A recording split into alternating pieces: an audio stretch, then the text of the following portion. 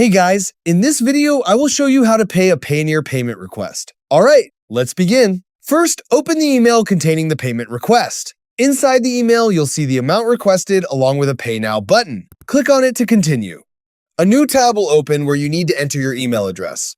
After that, click Continue to Pay. On the next page, you'll see the payment details provided by the person requesting the payment. Scroll down and enter your phone number, email, and password. This helps speed up future payments and allows you to track your transactions more easily. Next, click on Pay Now and choose your preferred payment method. Click Add Payment Method, then enter your details and billing information. Once you've entered everything correctly, add the account completely. After that, the requested amount along with any Payoneer fees will be charged to your account. So that's basically how you can pay a Payoneer payment request. That's it for this video. Thanks!